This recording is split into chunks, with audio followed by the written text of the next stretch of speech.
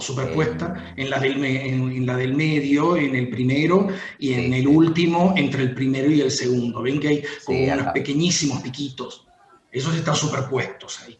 O sea, que si uno hace toda la distribución de electrones y ve cuáles son los saltos, va a encontrar de que hay 4 posibilidades distintas a distintas energías.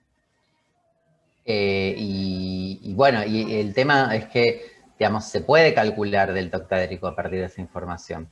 No es tampoco, no es demasiado difícil, hay fórmulas, básicamente, que dicen, agarrá la energía de las bandas, hace esta cuenta y saca delta octaédrico. Pero no es ni esta energía, ni esta energía, ni esta, ni esta. Es alguna combinación de todas ellas, ¿ok? Que es un poco lo que decía Ignacio. ¿Estamos con esto? Pero bueno, son bandas DD y la justificación está en el epsilon. Es simplemente eso, es decir que son bandas con valores de absortividad molar muy bajos y eso es indicativo de transiciones prohibidas, de transiciones que ocurren con baja probabilidad, como lo quieran decir, y que para compuestos de coordinación esas son las transiciones DD. ¿Está bien?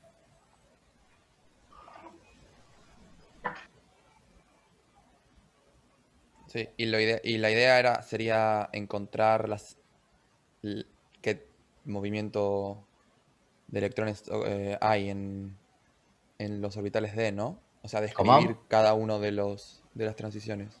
No llegamos a... No, O no, sea, no. decimos que son transiciones de D y listo.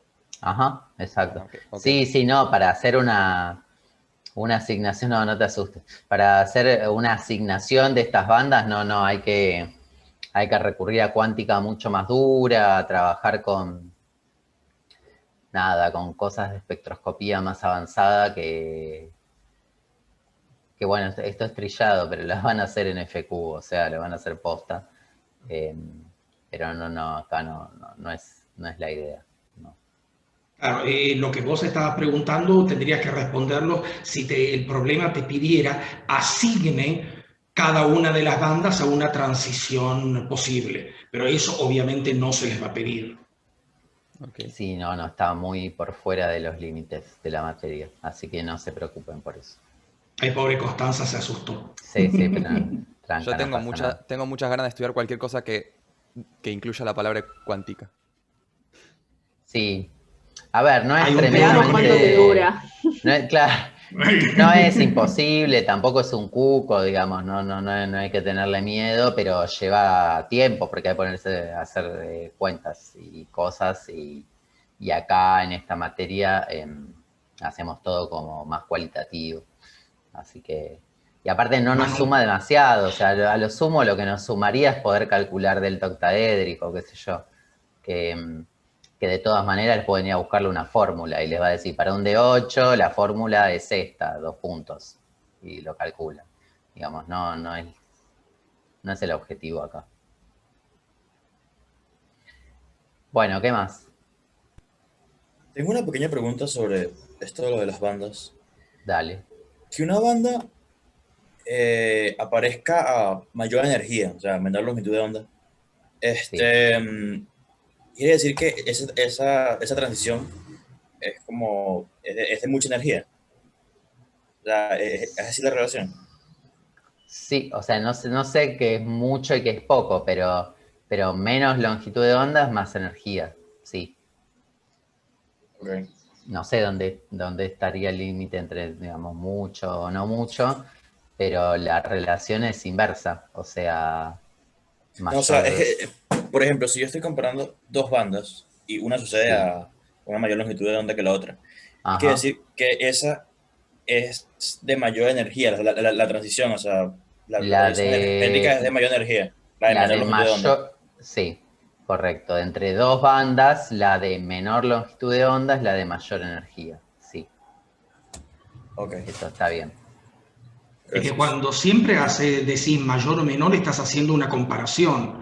Por lo tanto, tenés que tener por lo menos dos parámetros para poder comparar entre ellos. Así como vos dijiste ahora, cuando hablaste de dos bandas, una a mayor o menor longitud de onda, ahí podés decir cuál es esta mayor o menor energía.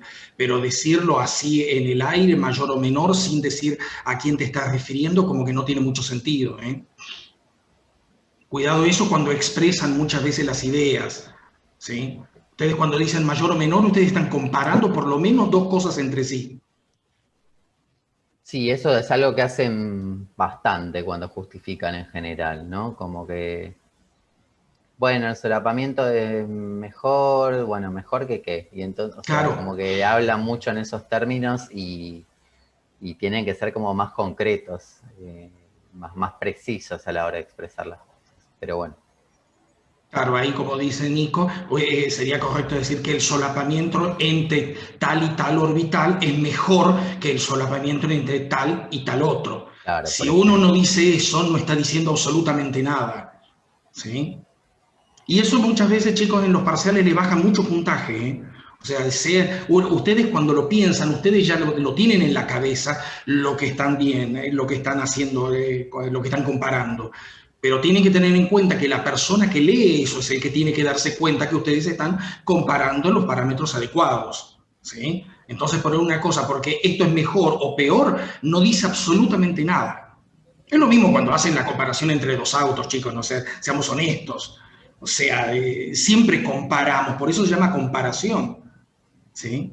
Si no sería asignar un valor a algo como una cosa absoluta, pero cuando vos comparas, tenés que decir qué estás comparando respecto de qué, para decir que uno es mayor, mejor, menor, ¿sí? Bueno, ¿qué más? Tengo una duda, Dale. porque, bueno, nosotros decimos que las transiciones de D están prohibidas y me Ujú, acuerdo que las que están doblemente prohibidas es porque también tienen que cambiar el spin, pero no me acuerdo las que ujú. están prohibidas, por qué están prohibidas. Las que están prohibidas una vez sola, digamos, es por el simple hecho de ser transiciones de D. Una, hay una regla que sale de la cuántica esta que Ignacio se muere por estudiar, que dice que básicamente, en resumen, es que las transiciones electrónicas tienen que ocurrir con cambio de momento angular, cambio de más menos uno en realidad. O sea que el electrón, por ejemplo, tiene que pasar de un orbital D a un orbital P, ¿no? El orbital D tiene L igual a 2 y el orbital P tiene L igual a 1. Entonces, por ejemplo, de D a P puede ser, o puede ser de un orbital S a un orbital P, por ejemplo, porque el orbital S tiene L igual a 0 y el orbital P tiene L igual a 1. Entonces ahí hay un delta de más 1.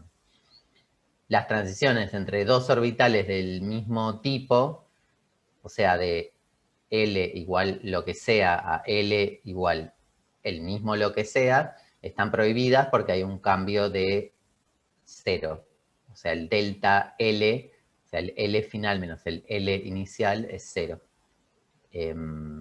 Si el número cuántico L es por la letra L de momento angular, sí. Sí, exacto. De hecho, si estás hablando de átomos es en minúscula y si lo pones en mayúscula es de moléculas. Ya que estamos, ya que querías cuántico. ¿Está bien? Entonces viene de ahí. Las transiciones de D, como las transiciones PP, SS, FF o lo que les pinte inventar, están prohibidas por esa regla. Ah, bueno, está bien, gracias. De nada.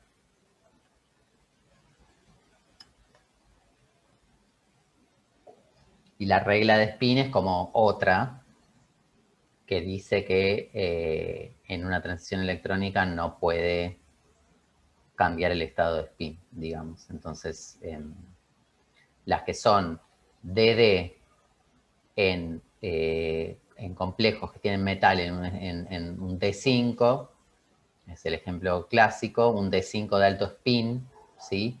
Que tiene los 5 orbitales D con un solo electrón, son doblemente prohibidas porque además de ser DD, para que ocurra la transición, algún electrón tiene que cambiar su spin. ¿sí? Porque tener dos electrones en el mismo orbital con el mismo spin, eso sí está prohibido, pero en sentido estricto, o sea, está como prohibido, prohibido. Eso no va a ocurrir nunca, jamás. Entonces, alguien tiene que cambiar el spin y eso está prohibido, no estricto, o sea, no como lo otro.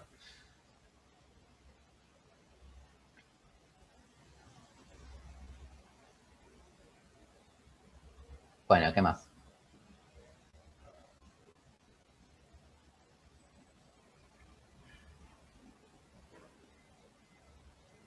Claro, exactamente.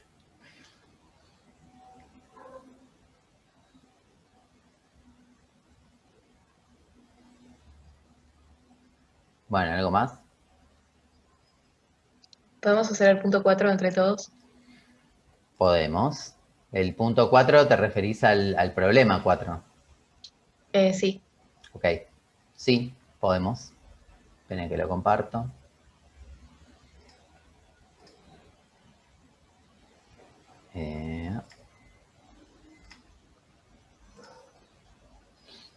Justo Ahí ese está. problema pensé que les iba a resultar ser el más sencillo de todos. Bueno, aparte del 3, que eso es comparar, que eso lo deben haber visto. Ujú. Pero el 4 me pareció de que les iba a resultar muy sencillo, porque tiene Bueno, tanta vamos información a en los ver. dos gráficos. Sí. Bueno, a ver, vamos a ver. Dice que se estudió la cinética de esta reacción.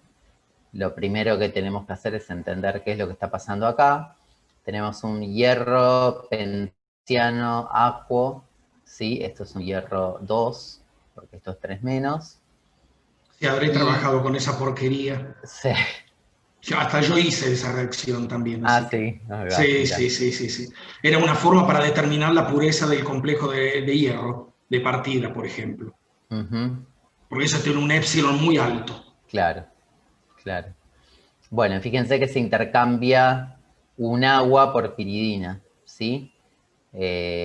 Fíjense en este tipo de cosas, los cianuros están muy agarrados, ¿sí? Es muy difícil intercambiar algo de esto, que forman la CPI. Entonces el ligando como más lábil, el que es más fácil de intercambiar es el agua, ¿sí? Bueno, dice que el complejo de partida, o sea, el pentasiano acuo, presenta absorbancia máxima a una determinada longitud de onda, donde el producto no absorbe. Para seguir la cinética de la reacción se trabajó en condiciones de exceso de piridina, ¿sí? Como todos los problemas que vimos sobre esto. Y se siguió el decaimiento de la absorbancia del reactivo, o sea, ven la bajada en la absorbancia de este compuesto a esta longitud de onda. Dice que se llevó a cabo la experiencia a 3 temperaturas distintas. Bueno, y acá tienen como gráficos y cosas, ¿sí? Que tienen que usar para contestar las preguntas. Entonces, la primera pregunta es ¿cuál es el orden en complejo? Obviamente la información está en los gráficos porque no hay mucho más. Y a ver, ¿cuál de los dos les parece que me va a dar esa información? ¿El 1 o el 2? El 1.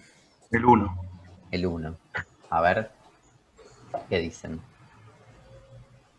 Yo sabes que tengo una duda que siempre me olvido. Si la absorbancia se la puede tratar como la concentración. Bueno, a ver, pensémoslo. Voy a compartir pizarra acá, y así escribimos un poco.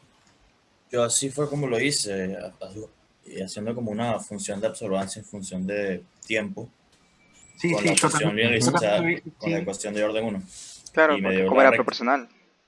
Claro, Claro, fíjense que ahí lo que están graficando es básicamente el logaritmo de absorbancia, digamos, en función del tiempo, ¿sí?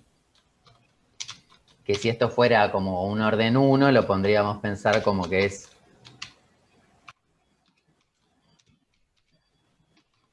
o bueno, ahí. Sería como una cosa así, ¿no? Si fuera una ecuación de orden 1 pensada en absorbancia. Ahora, fíjense que si yo quiero relacionar esto con la concentración, por ejemplo, ¿cómo hago? ¿Qué escribo? ¿Logaritmo de qué? Yo lo hice tomando logaritmo de ambos lados en la ecuación de Beer y reemplazando el logaritmo de la concentración ahí. Y bueno, Ujú. quedó eso. Queda Bueno, como ¿pero qué queda? ¿Absorbancia que es igual? que el logaritmo de absorbancia es igual al logaritmo de epsilon, porque tomé el camino óptico igual a 1, Sí. más el logaritmo de la concentración. Bueno, yo lo escribo Y así así. de una, o sea, la absorbancia es igual a esto, ¿sí? Y del otro lado me queda lo mismo, el epsilon es el mismo porque estoy hablando siempre del mismo complejo, el camino óptico es el mismo porque estoy midiendo siempre la misma cubeta, lo único que acá voy a tener la concentración inicial, ¿no? Sí. O sea, el valor de concentración que corresponde a la absorbancia inicial es el de la concentración inicial. ¿Sí? Me quedaría una cosa así. Claro. Veo que están diciendo algo en el chat, pero no puedo leer que ahora sí lo llegué a leer. Dicen que sí. Ok, perfecto. Y entonces, ¿qué me queda? ¿Cómo hago con esto? Es una recta descendente. Claro, pero fíjense que una cosa importante, digamos, ¿por qué? A ver, en las ecuaciones cinéticas lo importante es la concentración, ¿no? Digamos, o sea, están las ecuaciones integradas de velocidad están expresadas en función de la concentración, no de las absorbancias. ¿Por qué acá puedo alegremente trabajar con la absorbancia y es lo mismo? Esa es la pregunta. Fíjense que el gráfico que tienen presentado en el enunciado es logaritmo de absorbancia, no logaritmo de la concentración. Y eso está perfecto y vale igual. Y la pregunta es ¿por qué? Porque la absorbancia depende linealmente de la concentración. Está bien, pero no es la concentración. Sí, fíjate la ecuación, fíjense, chicos, la ecuación que acaba de escribir abajo en donde desarrolló el término de absorbancia. ¿Qué pasa con eso? ¿Quién es constante y quién no es constante ahí en esos logaritmos? Las concentraciones no son constantes. Exacto, Ok, bien. Después el camino óptico y el epsilon sí. Después si correcto. las propiedades de logaritmo se pueden cancelar. Eso, ok. Exactamente. O sea, Ahí es yo donde acá te puedo queda escribir esto, lo puedo escribir así, por ejemplo.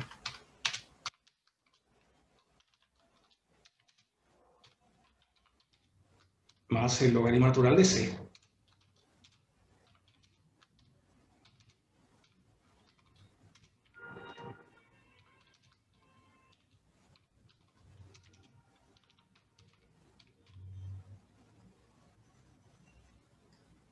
Ahí va. ¿Ok? Y ahí se me muere esto. Y me queda que trabajar con absorbancia es exactamente lo mismo que con concentraciones para este orden. ¿Qué orden es? 1. Para orden 1. ¿Ok? Si voy a querer hacer lo mismo con orden 0 o con orden 2, voy a tener algún problema. ¿Sí? Porque no tengo logaritmos ahí que me arreglan el lío, digamos. Pero para orden 1 es lo mismo, es exactamente lo mismo. ¿Sí? ¿Se ve? Entonces, bueno, volvamos al ejercicio.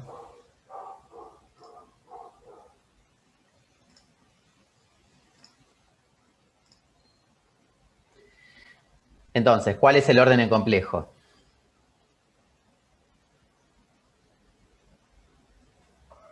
1. 1.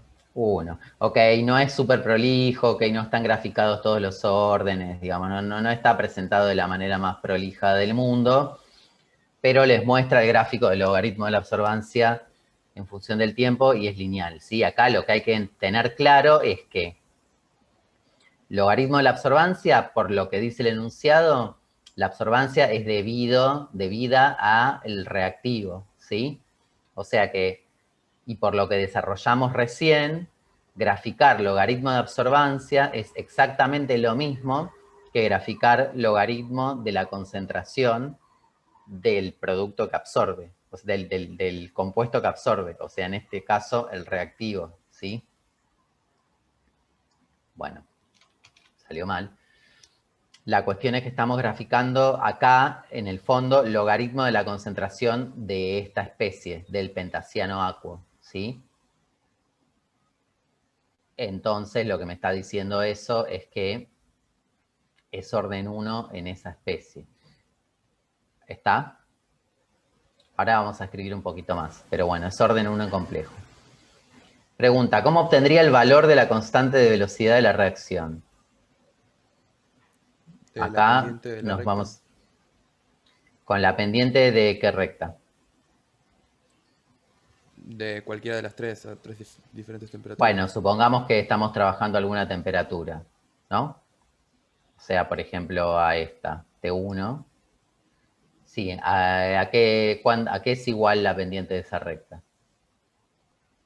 La concentración de piridina por constante. Perdón. A ver. Claro, esa es una K observada, o sea que está Ok. incluido Ojo el con término eso. de la piridina. Ojo con eso, porque acá pueden entrar, pero directo, ¿eh? Vamos a escribir un poco más.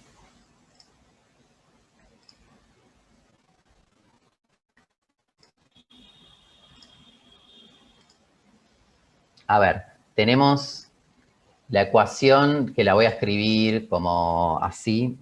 A ver, la voy a escribir así.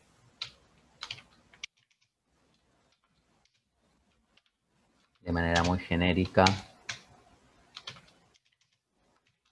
¿Okay? Este es el MA es el pentasiano acuo, A es el agua, L es la piridina, ¿sí? Entra la piridina y sale el agua.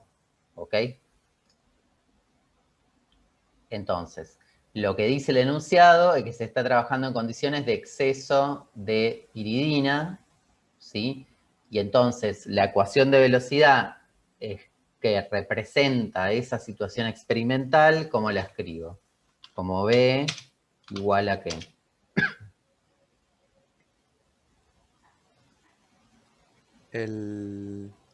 La constante observada. Bueno, primero en general, Bueno, digamos. las concentraciones sería el complejo Bueno, concentración del complejo, ok. y la del ligando. Cada uno es un orden.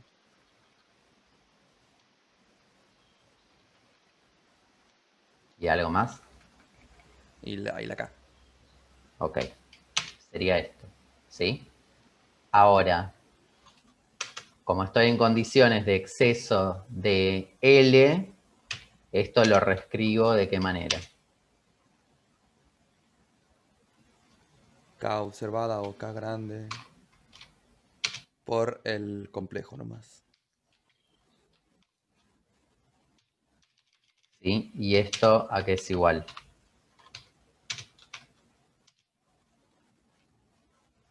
Observada que es igual.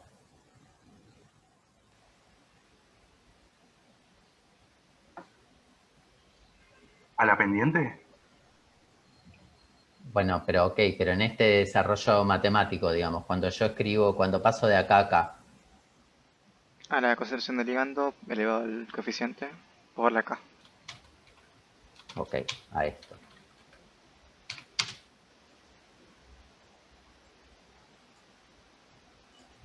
¿Está? Déjenme decirles ahora en este instante que tengan claro esto, o sea, así se los digo. Si no tienen muy claro esto, están como al horno, ¿eh? Entonces, perfecto. Ahora, nosotros lo que graficamos, ¿sí? Es logaritmo de la absorbancia en función del tiempo, que acabamos de demostrar recién que es lo mismo que graficar logaritmo de qué cosa en función del tiempo.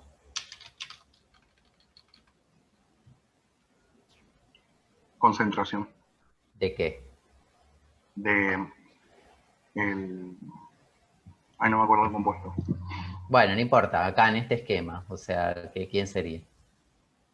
Ay, se me fue el compuesto de coordinación. Acá, pero no importa, si lo pienso acá. O sea, acá se DMA. seguía MA, claro, sería MA, que es el hierro pentasiano aquo, porque es al que corresponde la absorbancia que estamos midiendo, digamos, ¿sí? Si yo grafico esto en función del tiempo, ¿sí? Estoy pensando en una ecuación integrada de orden 1 para esta especie que viene de esto. O sea, que viene de integrar esto. O sea, lo que estoy diciendo es que... a ver cómo escribimos esto. Vamos a escribirlo así. De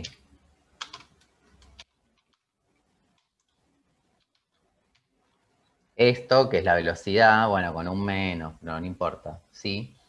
Es igual a K observada, ¿sí? O sea, estoy reemplazando velocidad con esto, porque como esto es un reactivo, va un menos, vamos a poner el menos. Como esto es un reactivo, tiene coeficiente estequiométrico 1, puedo definir la velocidad de la reacción en función de la desaparición del reactivo, ¿sí? Así que esto es B y esto es igual a esto. K observada por MA a la N. Y como estoy haciendo método integral, para integrar tengo que suponer un orden. Y bueno, como acá me están dando el gráfico del logaritmo, yo sé que la suposición de orden que está implícita detrás de graficar logaritmos es orden 1. Esto, ¿sí?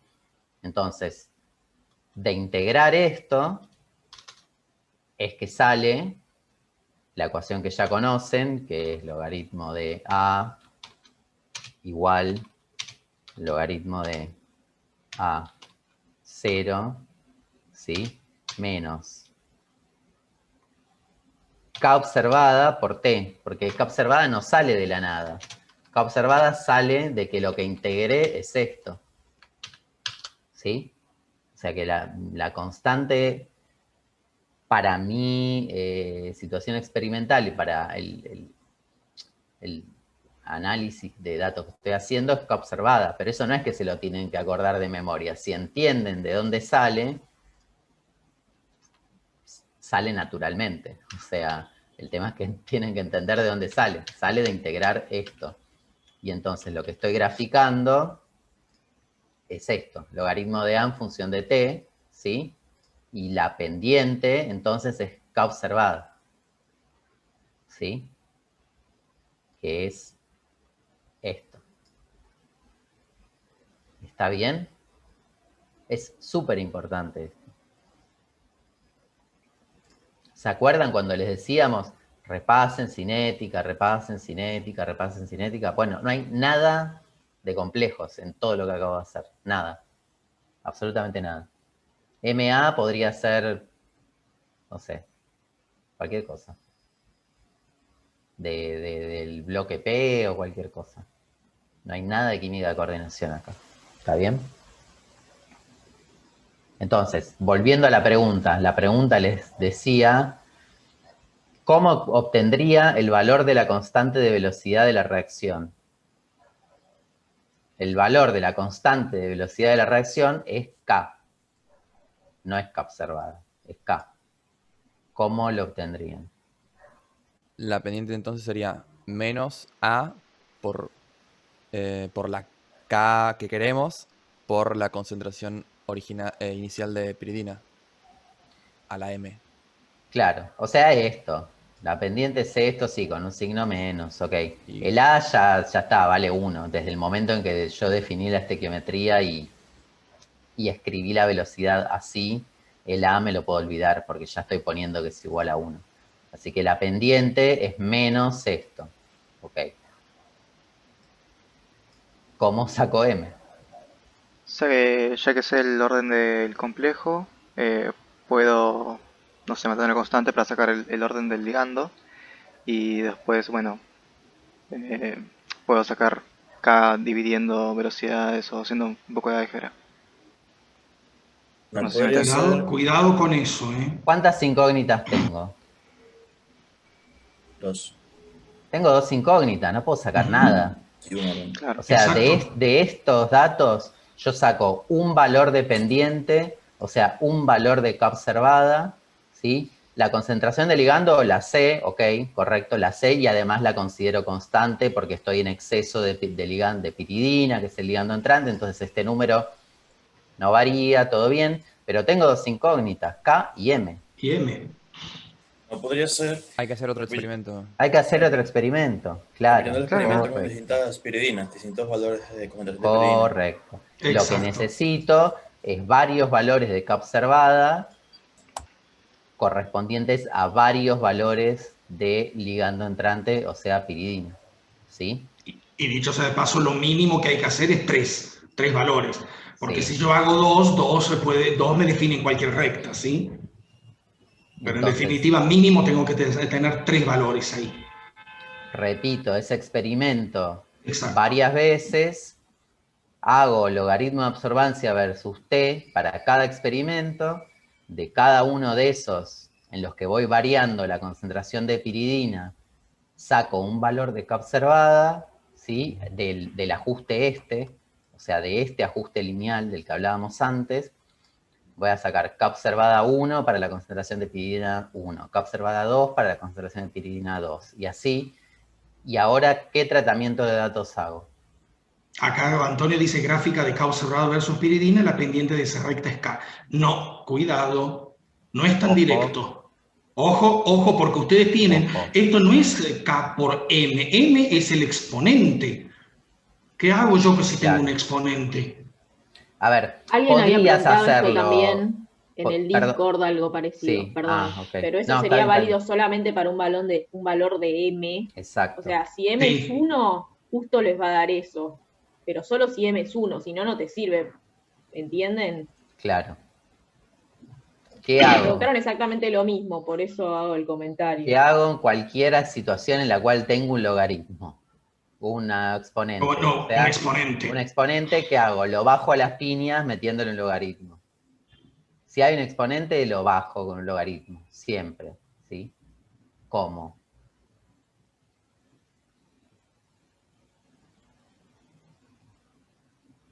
¿Cuál es la piña bajadora de exponente? Vamos, ya lo dije encima.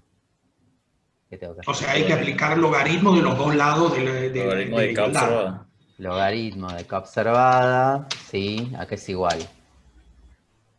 Ah, sería M por el logaritmo de K por concentración de L.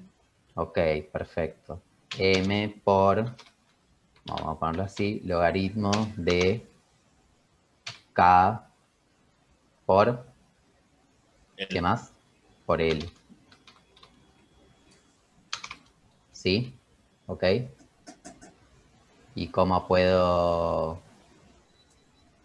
Bueno, y ya está. ¿Y ahora qué hago? ¿O cómo puedo reescribir esto? No sé. Mm.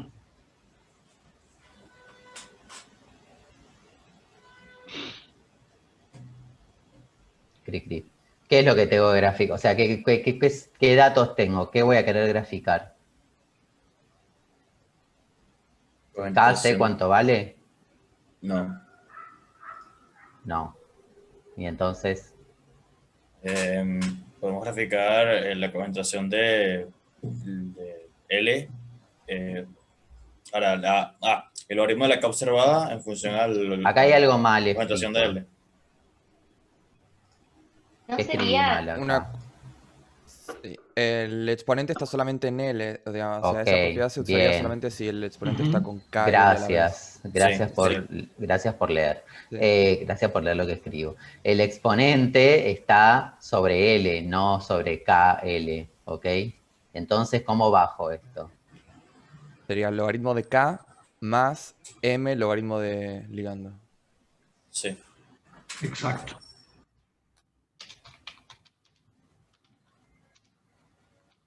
Logaritmo de un producto es la suma de los logaritmos, ¿ok? Y acá mi producto es K por L a la M, o sea que esto es logaritmo de K más logaritmo de L a la M, ¿sí? Ay, no puedo cerrar el corchete. Wow. Ese es el corchete que cierra, no me sale el otro, ¿ok? Y esto que es igual a logaritmo de K más, ahora sí, bajo la M, esto, ¿ok?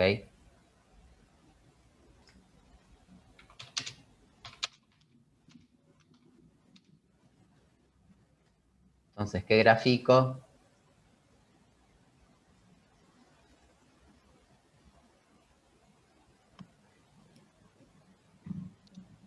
Graficás el logaritmo de la K observada en función del logaritmo de la concentración del ligando y de la pendiente sacás M y el ordenado del origen sacás logaritmo de K. Exactamente.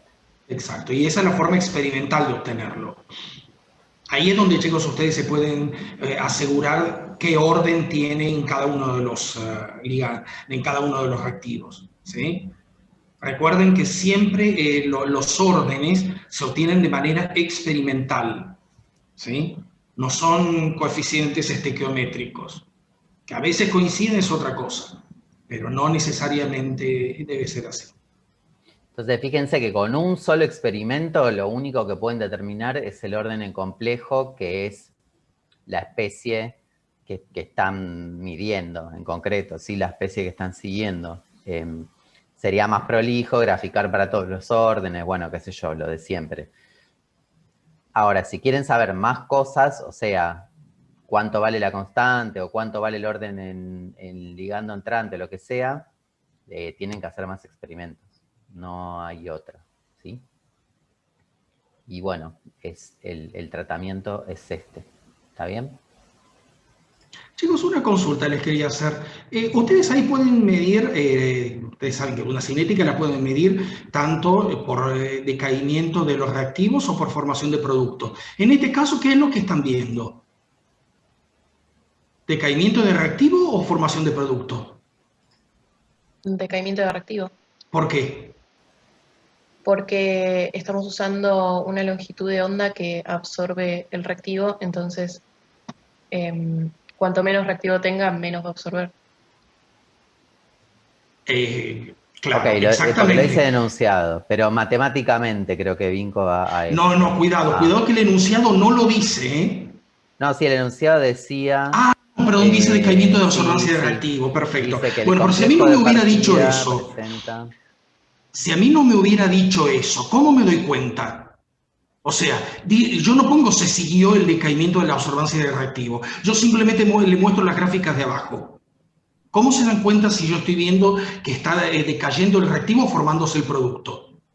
Porque el logaritmo es una función creciente y en este caso está decreciendo, entonces significa que la concentración también está decreciendo. Exacto, ¿entendieron todos eso? Eso es crucial. ¿Y si hubiera sido formación de producto? Y tendría una pendiente positiva. El Exactamente. logaritmo. De hecho, yo podría medir cualquiera de los dos, porque hay otro dato muy importante que me está dando el problema y que en la cuestión experimental es fundamental. ¿A ustedes les sirve el dato este de que el complejo de partida presenta absorbancia máxima a una dada lambda máxima donde el producto no absorbe? ¿Eso es importante saberlo? ¿Les influye algo en lo que ustedes están midiendo? Sí, porque Sí. si el producto absorbiera en la misma longitud de onda, aparecería otra cosa. ¿Qué cosa? ¿Qué otro coso? La función de absorbancia no se comportaría de esa manera. Exactamente. En Cuidado algún que la momento absorbancia subiría. es una propiedad aditiva. Por lo tanto, si a una longitud de onda más de un compuesto absorbe, lo que ustedes ven es la suma de lo que absorbe de cada uno. Por lo tanto, ahí la resolución, si hubiera superposición, la resolución sería muy compleja. ¿Sí? Y debería trabajarse con espectros completos, por ejemplo, o trabajar a más de una longitud de onda para poder llegar a sacar una conclusión, conociendo muy bien cada uno de los espectros individuales. ¿Sí? O sea, conociendo, por ejemplo, perfectamente en las condiciones de medida del valor del épsilon de los dos complejos. ¿Sí? Porque de hecho yo puedo medirlo perfectamente, porque el ACO complejo tiene un máximo de absorbancia aproximadamente a 420, mientras que el de la piridina, si mal no recuerdo, creo que era 290, 300, ¿sí? Pero el de la piridina es normalmente una banda angosta que no se superpone entonces con el del hierro aquo. Pero yo podría medir los dos, o sea, yo no lo veo. Yo vería como la desaparición de un color amarillo, porque el otro es incoloro a la vista humana. Pero un equipo de un espectrofotómetro UV visible lo ve perfectamente, porque la zona del UV yo la mido, ¿sí? Entonces, eso tengan cuidado porque muchas veces estas gráficas dan información directa que si no se las da el enunciado, ustedes las tienen que saber, ¿sí? Listo, eso era lo que quería comentarles. Perfecto. Bueno, estamos con esto. Es súper importante esto, ya lo dijimos muchas veces. Nada, sépanlo. Bueno, ¿qué más? Ah, sí, el problema, perdón, colgué. La pregunta C, esta la puse yo. Ordene las 3 temperaturas de manera creciente. La puse yo para la tarea, no estaba en el problema original. Bueno. A ver. Pienso que la pendiente, que el módulo sea más grande, da a entender que la reacción ocurre más rápido porque la absorbancia se modifica, o sea, se entiende, ¿no? O sea, la pendiente es literalmente el cambio en el tiempo. Entonces, como sabemos que más altas temperaturas aumentan la velocidad, debería ser ese el orden, ¿no? Creo que T3, sí, T3 sería la mayor, después T2 la intermedia y T1 la temperatura más baja. Exacto. Sí. Bueno, Cuanto más rápido cae la... Es una boludez, ¿no? Pero sí. Cuanto más rápido cae la concentración, mayor es la temperatura. Si estamos hablando siempre de la misma reacción, con las mismas concentraciones de reactivos y demás, que es el caso, digamos. Claro, dicho sea de paso, chicos, tengan en cuenta que si yo estoy cambiando la temperatura, tal como acaba de decir Nico, las concentraciones iniciales de producto y de los dos reactivos, o sea, de ligando y de complejo, es la misma siempre, ¿eh?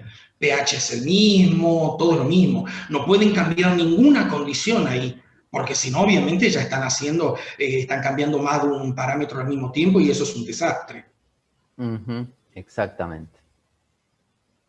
Bueno, ¿cómo estimaría delta H de activación y delta S de activación?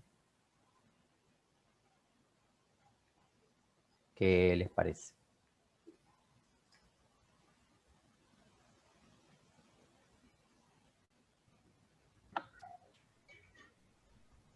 Bueno, te fijas en el gráfico y el delta H de activación lo calcularías a partir de la pendiente. ¿Qué gráfico? ¿Qué pendiente? La pendiente de la ecuación de Eyring. Exacto. ¿Qué gráfico? Que sería logaritmo de K sobre la temperatura, que tenemos los dos valores, es igual a menos delta H de transición, ¿se llama? No, activación. Activación, perdón. Sobre R. Ok, o sea, sobre estamos hablando del gráfico 2. Porque, o sea, yo sé que nos ponemos medio G, pero no me hablen de el gráfico. O sea, hay un gráfico en el enunciado que tiene un título. Si en el parcial me ponen el gráfico, yo me voy a hacer el tonto, como que no entiendo de lo que me están hablando. Díganme, en el gráfico 2, porque parece una trivialidad, pero ustedes, digamos, yo tengo que saber que saben que hay que mirar el gráfico correcto, o sea que la información la tienen que sacar del gráfico 2 y no del gráfico 1. Claro. Entonces, yo no hablé del gráfico porque o sea, yo cuando lo escribí lo hice a partir de la ecuación de Eyring, o sea, a partir de ahí, ¿no? Entonces gráfico. Ok, bueno, esa es la otra pata de todo esto. Digamos, acá no les pide hacer un desarrollo matemático, por cómo está planteado el enunciado, no necesariamente hay que hacer todo el desarrollo, pero tienen que contar lo que están haciendo, digamos, no pueden decir, bueno, agarro el gráfico 2, saco la pendiente y eso es el delta H o no sé qué, mal, 0, o sea, no. Hay que hacer un mínimo, una mínima contextualización de dónde salen las cosas, ¿sí? Entonces, esta ecuación que me están nombrando, de dónde sale, como qué es, qué representa.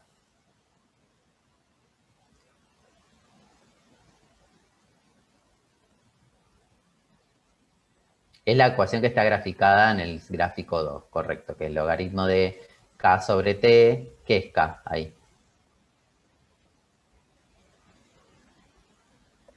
La constante de velocidad. La constante de velocidad, menos logaritmo de KH sobre H, eso que es KB sobre H, perdón. Logaritmo de constante de Boltzmann sobre constante de Planck. Perfecto, constante de Boltzmann sobre constante de Planck. Pero antes de eso, chicos, ¿qué es la ecuación de Eyring? ¿Qué me relaciona? Claro, eso. O ¿Qué sea, relaciona ¿cómo? la ecuación de Eyring? En un principio, delta G de activación con la constante. Exacto. Ok. La ecuación de Eyring relaciona la constante de velocidad de una reacción con el delta G de activación de la reacción. ¿Sí? Entonces ahí es donde ustedes empiezan a explicar. Entonces ustedes ahí dicen, haciendo un tratamiento matemático sobre la ecuación de Eyring, porque no la van a saber, ¿sí? Entonces ahí es donde ustedes llegan a la conclusión de qué es lo que grafican en función de qué, como para poder llegar a sacar los parámetros de activación. ¿Cuáles son los parámetros de activación? O sea, acá está relacionado con el delta G de activación. Yo a mí me sirve saber el delta G de activación. Bueno, está bien, puede ser un número, pero ¿qué es lo que es importante desde el punto de vista cinético a partir de la ecuación de Eyring? Que puede sacar delta H y delta S. ¿De qué? Activación. Correcto. Delta H de activación, sí, bueno, está bien, que es lo que va a estar relacionado con lo que ustedes conocen de dependencia con la temperatura. ¿Delta H con quién está relacionado?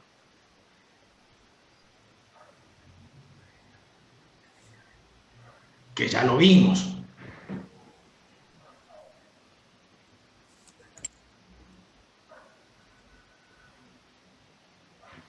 ¿Ustedes qué ecuaciones conocen para dependencia de la constante de velocidad con la temperatura?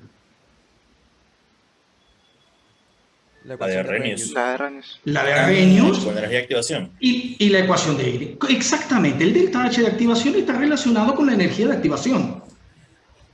Entonces, un delta H de activación grande es una energía de activación grande en un proceso, en un gráfico, por ejemplo, de coordenada de reacción, que es lo que ustedes hicieron en la tarea 6. Cuando ustedes tenían que graficar ahí, se acuerdan que había 2 pasos y tenían que hacer un gráfico de las coordenadas de reacción en función de la energía. Había uno de los pasos, el primero, que era muy rápido, en donde la energía de activación era pequeña.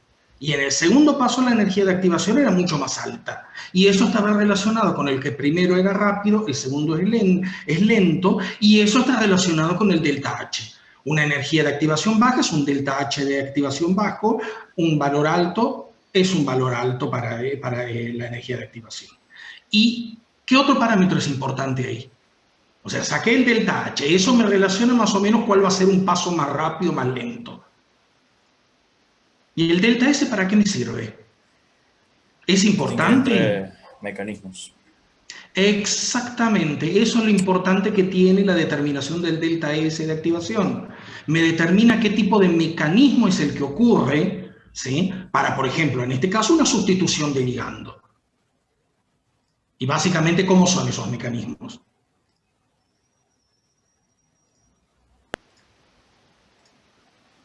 ¿Qué mecanismos tienen ustedes para sustitución de ligando? Ahora sí hablemos específicamente del problema.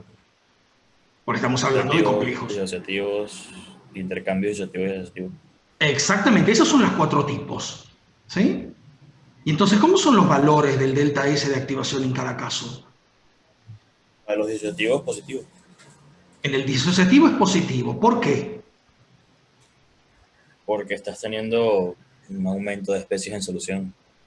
Claro. Disociativo significa, por ejemplo, en el caso del complejo acuo, este que vimos de hierro, pasar del pentaciano acuo a formar el pentaciano más el agua afuera. Eso es el disociativo. Por lo tanto, yo en la etapa final de ese paso, ¿sí? El desorden es más grande. Por lo tanto, ese S va a ser superior al de partida. Cuando yo hago la diferencia, el delta S entonces va a ser mayor que 0. Y si es asociativo, Negativo. exactamente. Por lo mismo que dijimos ahora, pero al revés. ¿Sí? O sea, partimos de un MA, por ejemplo, M rayita A, más un L que pasa a formar un MAL. ¿Sí? Entonces ahí el S final es menor que el S inicial. Pasamos de un estado desordenado a un estado más ordenado.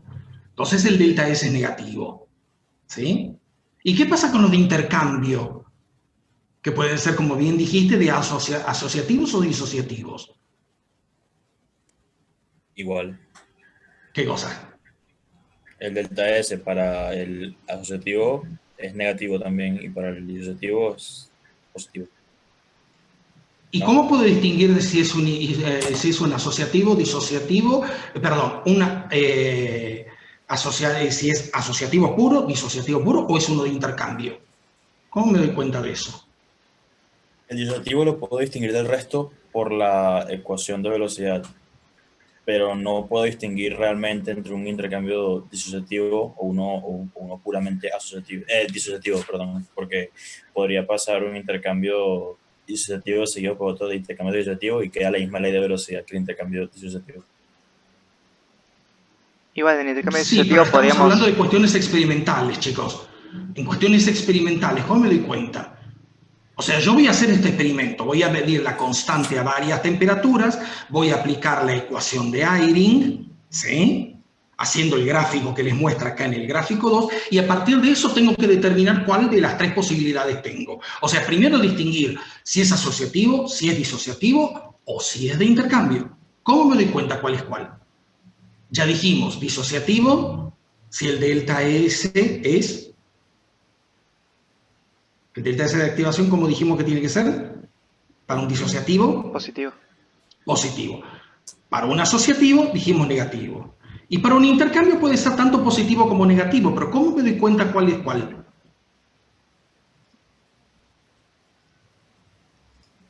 Porque en este gráfico, viendo acá, a mí me puede haber dado, por ejemplo, un valor de delta S de activación de 1.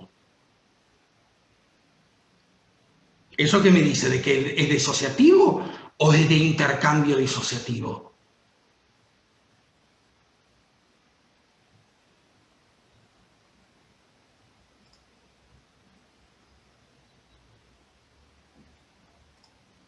¿Eso se los comentaron en teórica o en clase de problemas?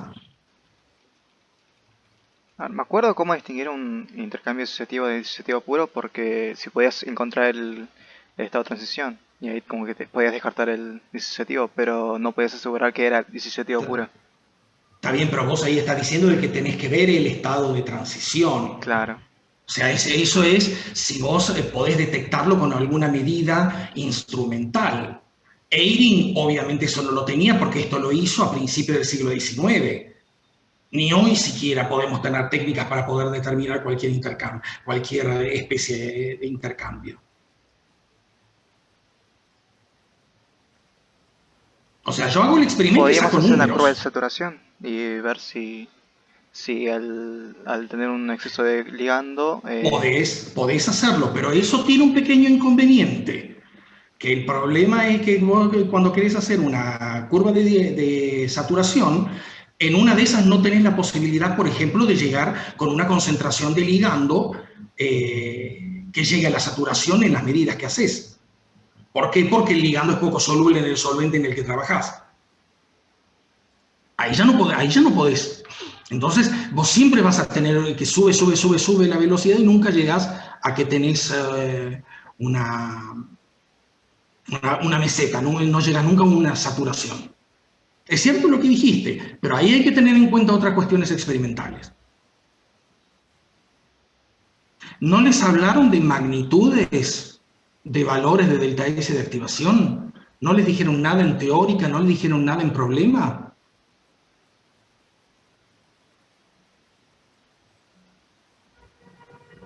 Cric, cric. Puede ser si era más Tengo o algún menos recuerdo 100, algo de... así. ¿Cómo? Si era un Tengo número... algún recuerdo de... Oh, perdón. No, no, no, Sí, dale, dale, habla, dale. habla. de que tendría que estar entre menos 40 y 40, ¿De qué algo unidad? así. Kilojoules por mol. Claro, exactamente. Entonces ahí es donde hay una diferencia. Yo siempre me acuerdo, no me acuerdo los valores en kilojoules, pero me acuerdo en unidades entrópicas, que es calorías, o sea, en valores de unidades entrópicas, cuando está por encima de 10 es asociativo, cuando está por debajo de menos 10 es disociativo, ¿sí?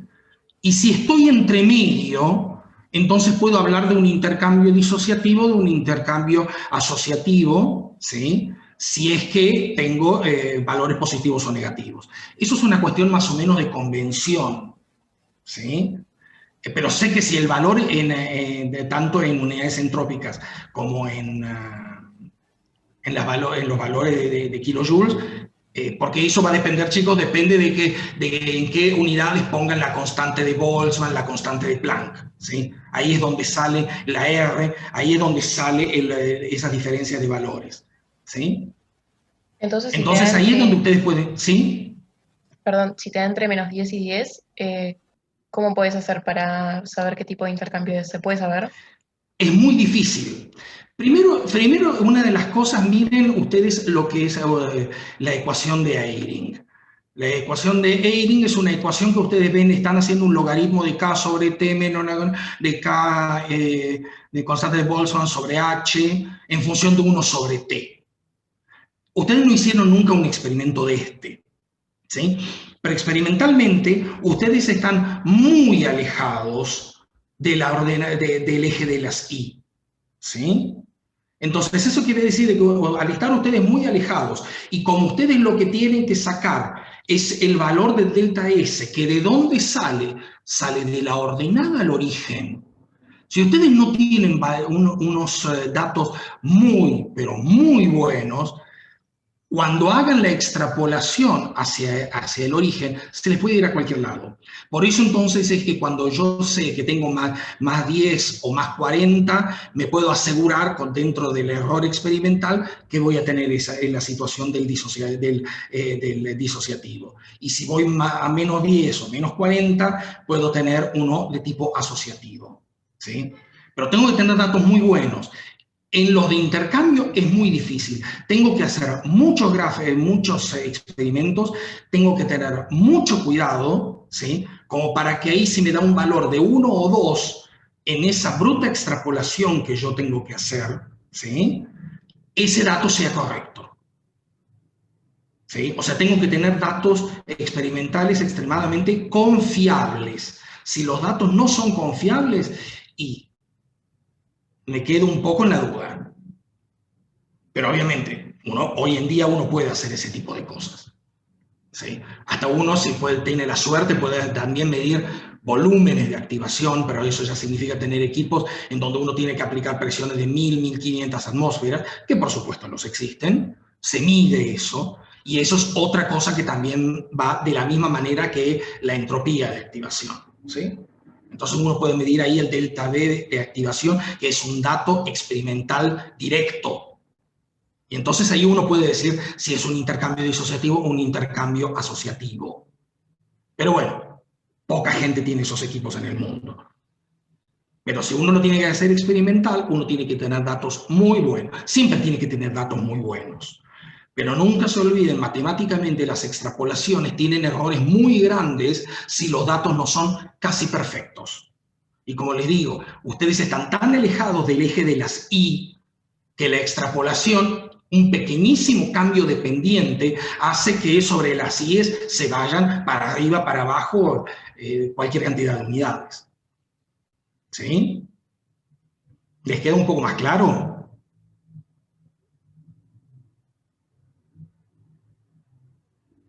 Perfecto.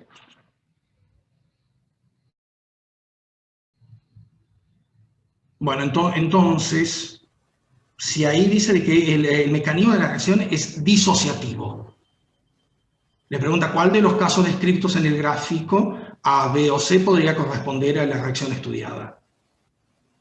Con todo esto que acabamos de hablar, ¿cuál es el caso entonces? ¿La curva A, B o C? La A. ¿Qué dicen los demás?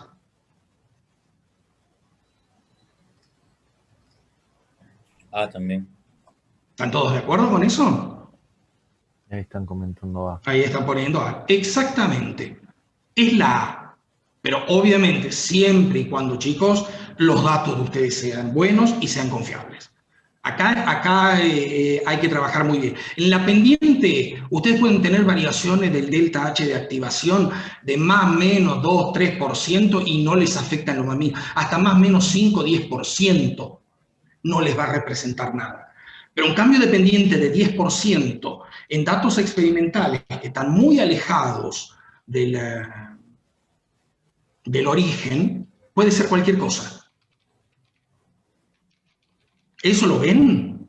¿Eso se pueden dar una idea por qué lo estoy diciendo? ¿Se dan cuenta de eso?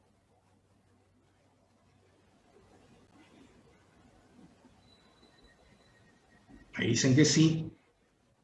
Bien, es importante que se den cuenta de esto, ¿eh?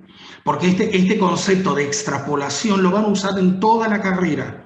Siempre cuando uno siempre trata de no extrapolar, pero bueno, muchísimas funciones o muchísimos datos se obtienen a partir de extrapolaciones. Pero al extrapolar, ustedes tienen que asegurarse que los datos sean excelentes. Si ustedes tienen variación demasiado grande entre ellos, la extrapolación puede ser un reverendísimo desastre, ¿eh?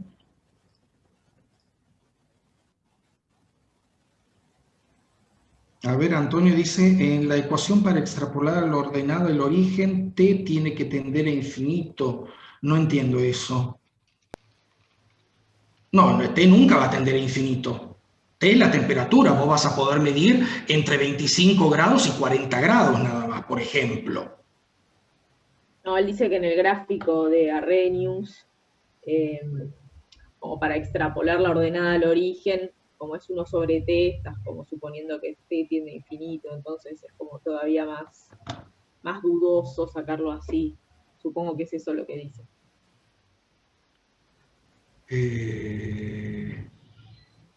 Pero no importa, la conclusión es la misma, digamos, que nunca es lo más feliz extrapolar nada y sobre todo a valores tan extremos.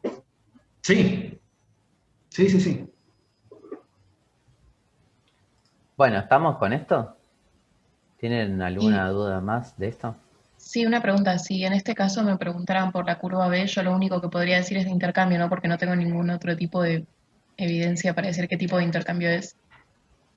¿Por la curva cuál? Es que la B, si vos la extrapolás, te llega casi a cero, apenas un poco por encima de cero, ¿eh? Ahí podrías llegar a decir de que sí, bueno, la B podría ser de intercambio, pero tendría que estar muy seguro de que ese valor corta ahí. Pero Igual la verdad la- es que con los errores yo no distingo si es de intercambio de asociativo o disociativo, ¿eh? Porque está prácticamente sobre cero la extrapolación. Igual la B tiene otro problema también, Constanza, Sí, antes de sí, eso. sí, totalmente. Sí, el valor del ordenado origen, o sea, esto no podría ser disociativo, ¿no? Ah, un problema más grave. Es más grave el problema.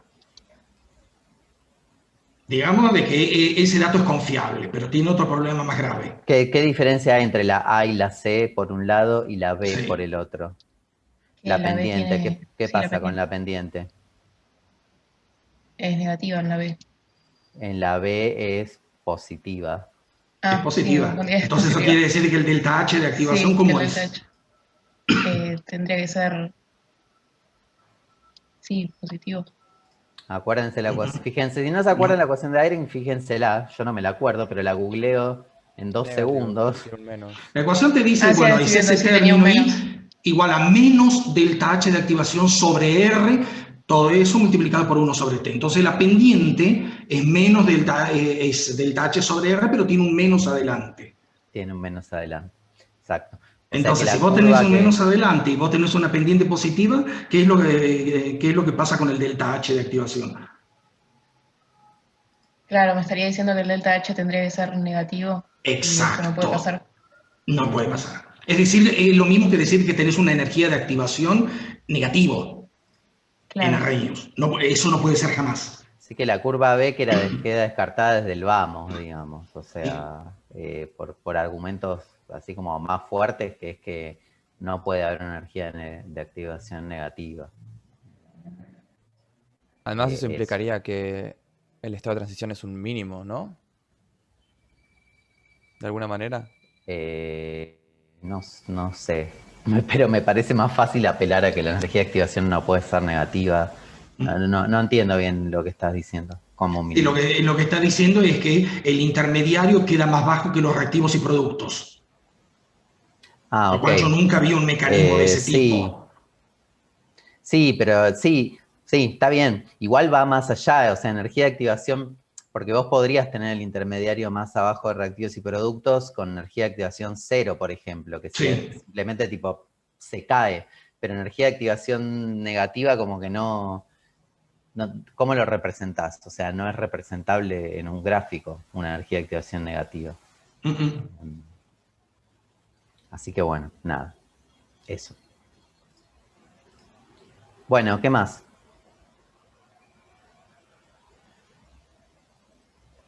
Disculpa, ¿pueden repetir los valores entre los que tiene que estar el delta S de activación para el mecanismo disociativo? Sí, no me acuerdo exacto. Creo que en Sí, unidades yo me entrópicas acuerdo, en en menos unidades 10 y 10. entrópicas, que es en calorías sobre, no sé, no me acuerdo, mol menos 1, no me acuerdo ya bien, pero en unidades entrópicas es a partir de 10 es asociativo, a partir de menos 10 para abajo, ¿sí? Es disociativo. Sí, que tiene Si son sentido asociativos o porque... disociativos, seguro, pero están intermediarios entre esos valores, puede ser dudoso porque los datos experimentales tuyos no son buenos. Si los datos son excelentes, entonces ahí entrarían los de intercambio asociativo e intercambio disociativo respectivamente, entre más 10 menos 10. Perdón, lo puedo repetir otra vez. Si eran mayor a 10, era disociativo, ¿no? Asociativo. Asociativo. Para mayor a 10. Sí, Y de todos modos para... no se preocupen, digamos. O sea, está bien, digamos, hay que saberlo esto, pero el chiste de lo que sea que les tomemos no va a estar en si es Sí. 8 o 12. O sea, va a estar en que sepan mirar el signo, que es lo que...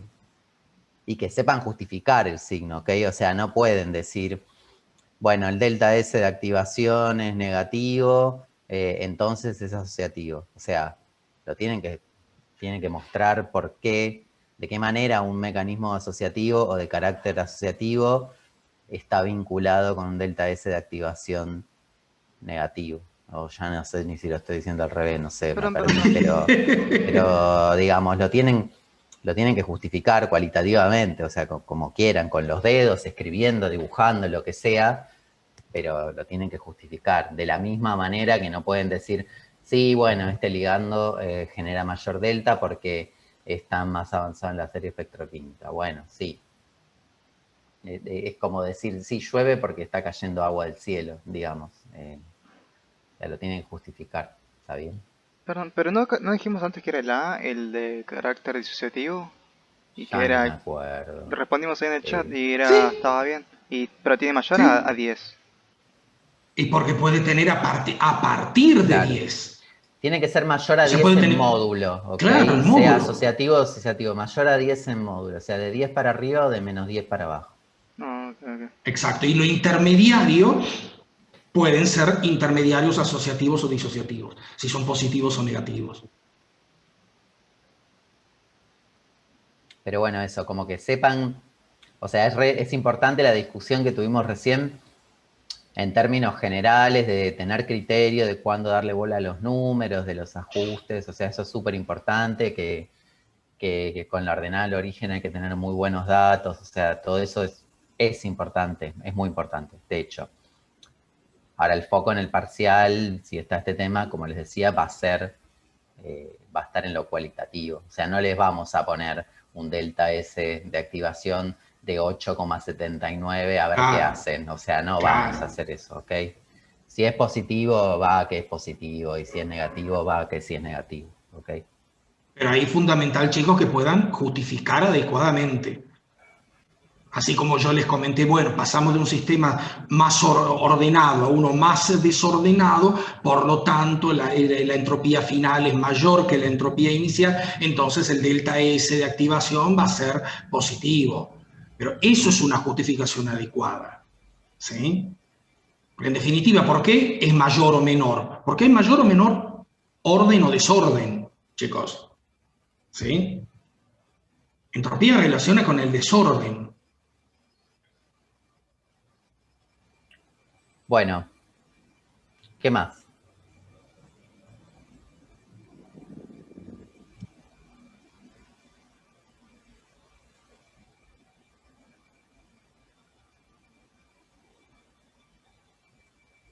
Pueden ser dudas de otra cosa también, digamos, no tienen que ser necesariamente de los ejercicios estos de parcial.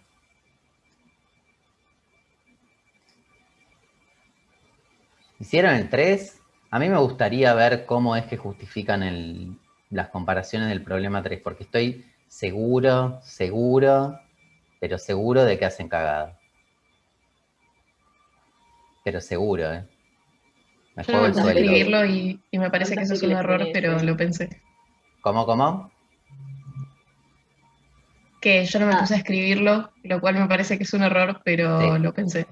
Bueno, está bien, pero sí, o sea, es el típico tipo de problema en el cual digamos, fallan en saber transmitirlo bien y en contemplar todas las variables, digamos, o sea, en prestar atención a todo lo que hay que prestar atención. Bueno, pero si querés decirnos qué pensaste en alguno y lo vamos viendo. A ver, el resto, ¿lo intentaron el 3?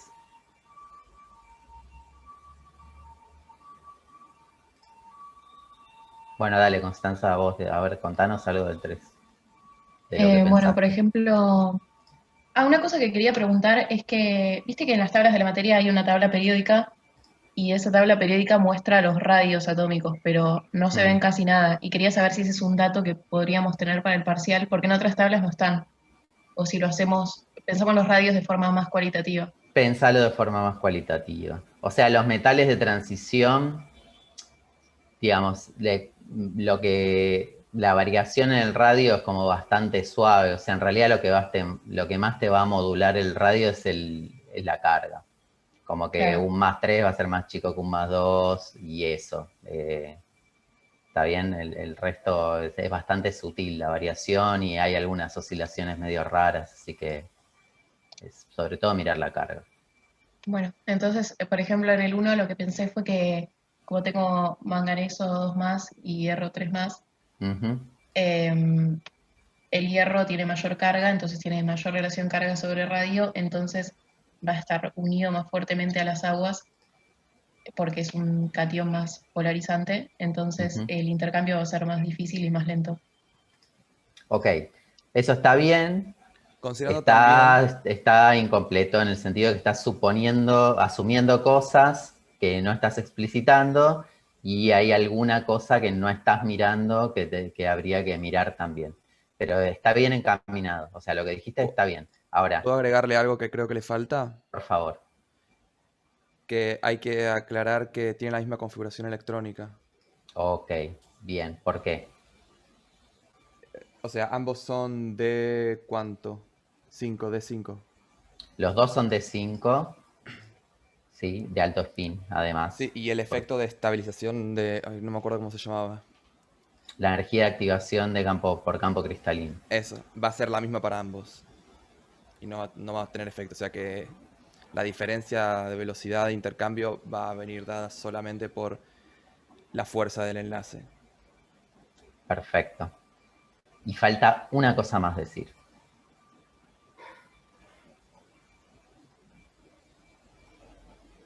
¿En qué piensan cuando dicen el hierro 3 es más polarizante, o sea que va a interactuar con las aguas de manera más fuerte que el manganeso 2, todo eso está bien, y entonces el intercambio va a ser más lento? Ahí en ese y entonces hay una suposición implícita.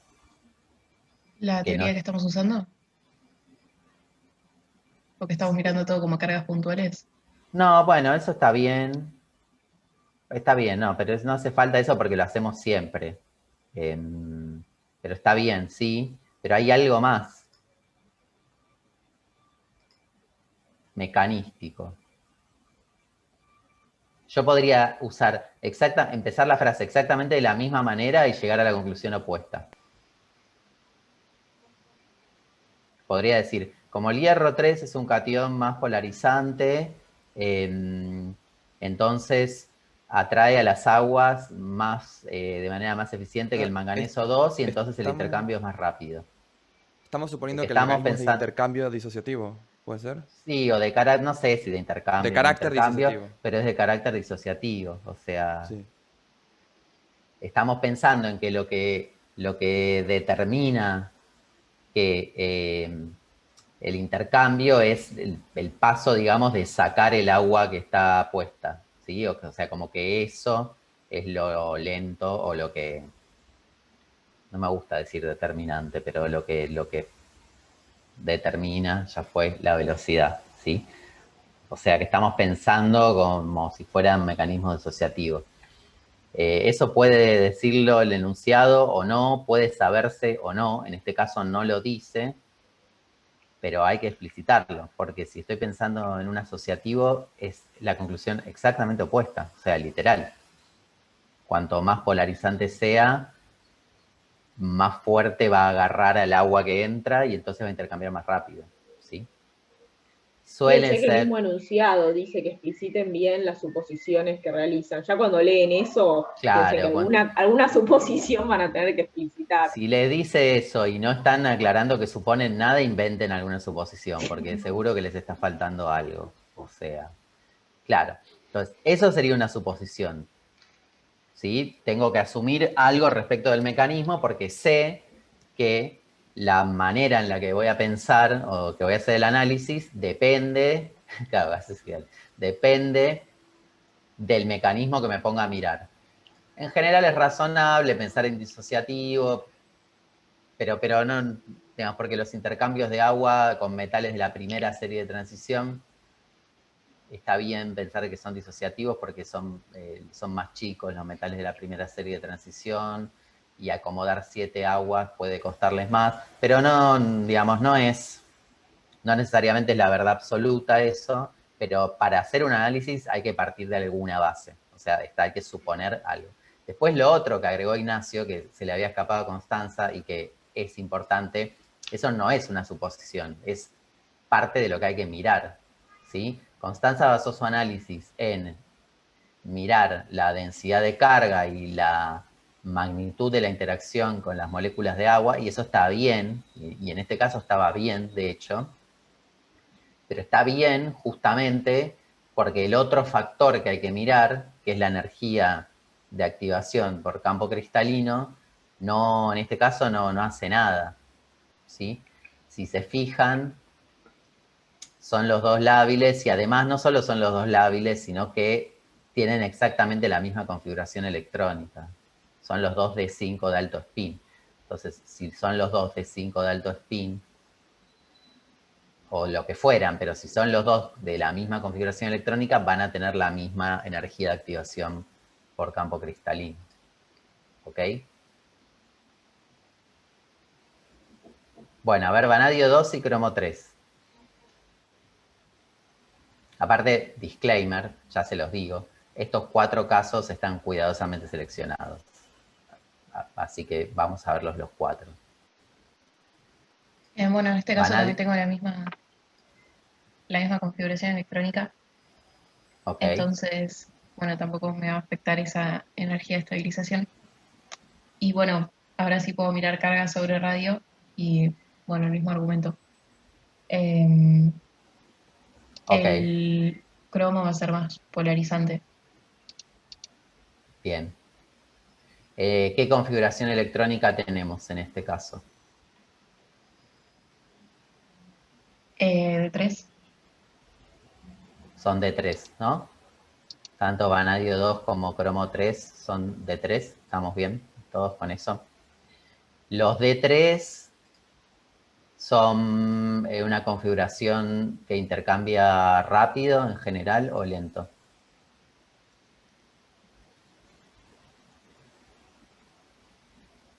Si no lo saben, ¿cómo se averigua?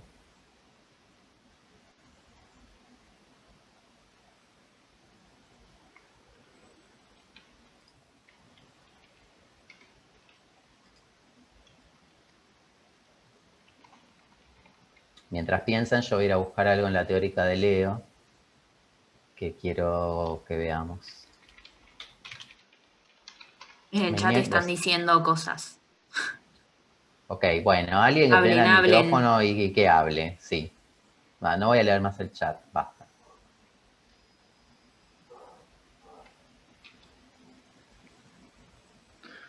Vamos a nosotros a la clase por chat, ya que están cómodos. A ver qué pasa. Nada, es un chiste, estoy molestando, pero hable. Calculando la contribución por estabilización de campo cristalino. Ok, Si ¿cómo se vemos si hace es, eso?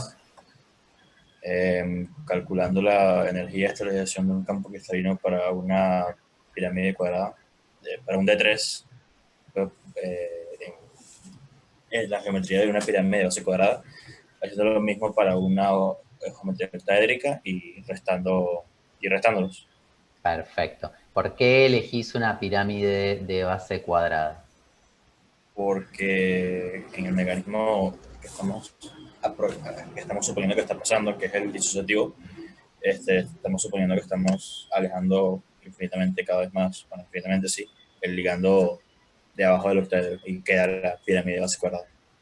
Ok, o sea, porque estamos pensando en un mecanismo disociativo, digamos. Sí. Si estuviéramos pensando en un asociativo, ¿qué es lo que habría que calcular o ir a mirar?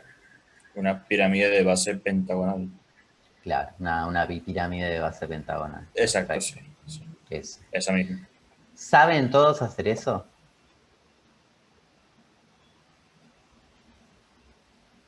Es importante. ¿Qué cosa? ¿Lo de la bipirámide o...? No, calcular la energía de menos mal. estabilización por campo cristalino de las configuraciones correctas, digamos, y las geometrías correctas para la situación que uno esté analizando y decir algo sobre eso. Ahora vemos un ejemplo, pero veámoslo en algún caso en el que importe, digamos, porque como decía recién Constanza, acá estamos de vuelta en un caso. La bipirámide no te tiene que espantar, es lo mismo, porque nadie te va a pedir que sepas el desdoblamiento de los orbitales D en la bipirámide. O sea, vas a tener que ir a buscar una tabla como cuál es la energía, llenar con electrones y hacer una cuenta. O sea, no vas a tener que ponerte a pensar cómo se desdoblan los orbitales D en una bipirámide pentagonal. Yo no tengo la menor idea tampoco de cómo es. Bueno, a ver, vamos a verlo en el siguiente, por ejemplo, cromo 2 versus cromo 3. ¿Qué les parece?